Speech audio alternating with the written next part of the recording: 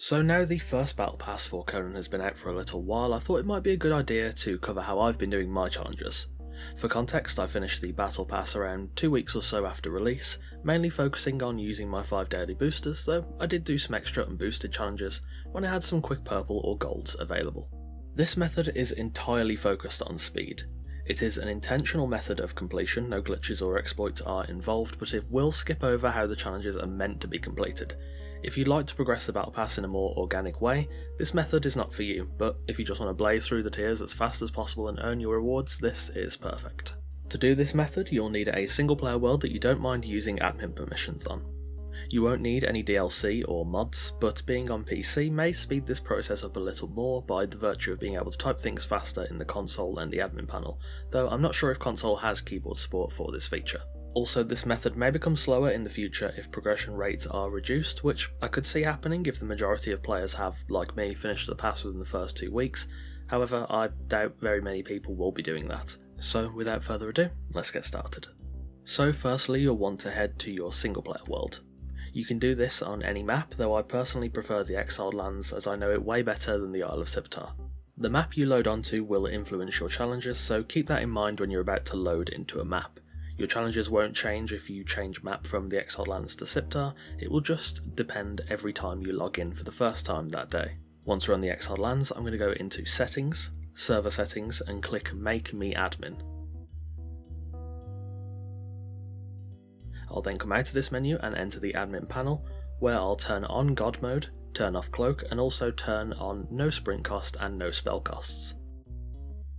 Come out of that menu and then enable creative mode to begin. As a side note, you'll also want a upgraded Tome of Kurak for optimal efficiency, so if you don't already have one, turn on unlock all recipes and no building costs, build a thaumaturgy bench, and take the 5 or 10 minutes to spawn and use the materials needed to upgrade the Tome of Kurak all the way. Once we are ready to begin, I'll then open the challenge menu. In this case I have some combat related challenges, so let's tackle them first. Head over to a clearing, I prefer the one near the Corner of Bones, and spawn in the Sword of Crom. You can also speed this process up even more by investing perk points into your combat attributes, which is something I would recommend. For some reason I have 402 attribute points, likely from going way past the level cap before update 3.0, so I can fully max all of my stats. However, if this is your first time playing single player and you don't have any attribute points to work with, just go back into the admin panel and spam level up until you hit max level. Now before we begin, there is a command you'll need to know about. Open up the console using the tilde button and type Slomo space 3 and press enter. Then come out of creative mode, open the admin panel, click the spawn NPCs button and spawn the relevant NPCs based on your challenges.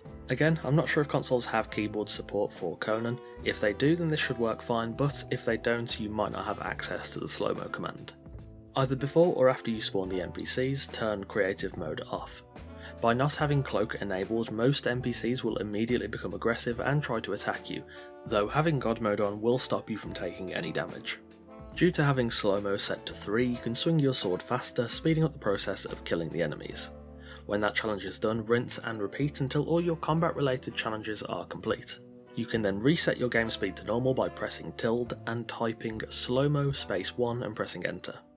For any combat challenges that require kill count, you will have to physically kill the enemy, you can't just shift and delete them in admin mode to insta-kill them. You can also turn creative mode back on to stop enemies aggroing onto you, or you can toggle it in the admin panel, it's just that creative mode is quicker. So at the core of it, that's basically the crux of the method, using admin panel to make your challenges much faster. For challenges related to harvesting corpses, simply use the relevant tool on the dead bodies. Again, slow-mo is really helpful here. Some of those challenges do only count towards humans harvested though, so you may have to spawn some enemies that you don't require, just to kill them and then harvest them for your challenge.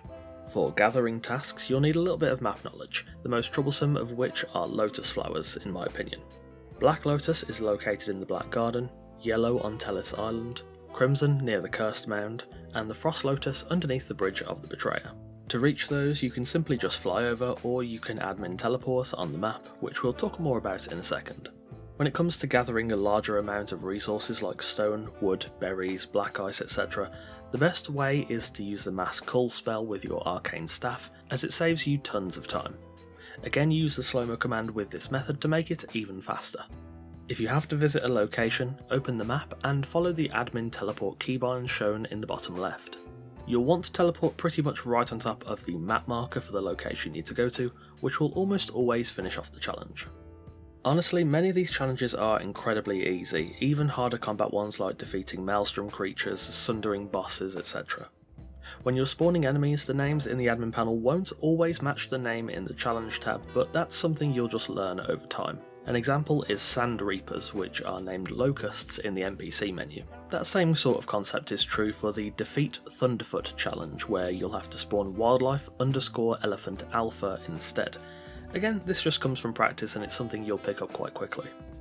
The two harder types of challenges to complete are events and dungeons. Dungeon challenges do seem fairly uncommon, and to complete them, you'll have to enter, progress, and finish the dungeon in the intended way. You can usually do this in creative mode by ignoring all of the regular enemies, running or flying through, and defeating all the mandatory bosses to complete the dungeon. The actual win condition for completing the dungeon will be different between different dungeons, but generally it's kill the final boss and take whatever they drop. I've never had an issue with this myself, though I did have an issue once with the Well of Skelos challenge, which can be troublesome to properly trigger. I think that's more linked to the dialogue that plays throughout the dungeon. You need to hear that, otherwise it won't track properly. Event challenges require a bit more time to actually allow events to spawn. Personally, when I have this challenge, I'll set my slow-mo value to something around 8 or 10, and I'll turn the fog off using the console command r.fog_0. I'll then fly between the summoning place, the savannah, Sepameru and the northern side of the Bridge of the Betrayer, waiting for an event to spawn.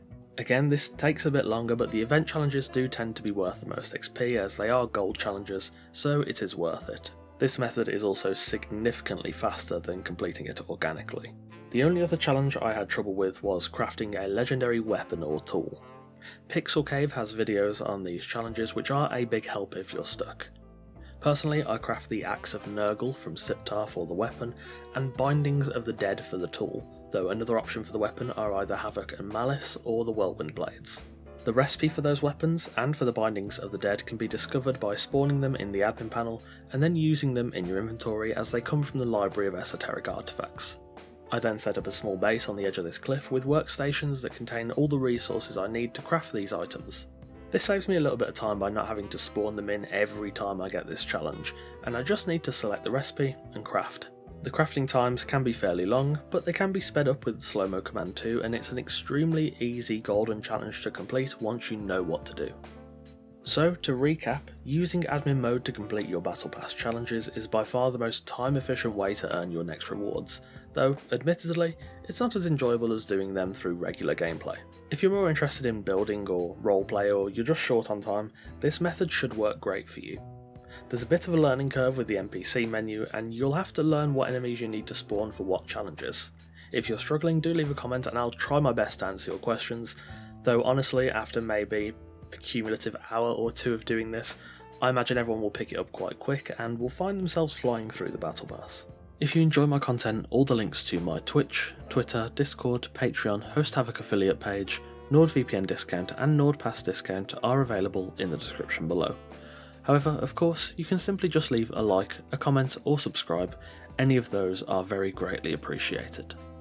Patrons get a bunch of nice benefits, including sneak peeks of videos, your name in every video, custom made wallpapers in 1080p and 4K resolutions, full-size build blueprints, Discord roles and more. That being said, a massive thanks to all of our esteemed coffee cultists on screen now for continuing to support the channel over on Patreon. Again, thanks for watching, take care, and I'll see you soon.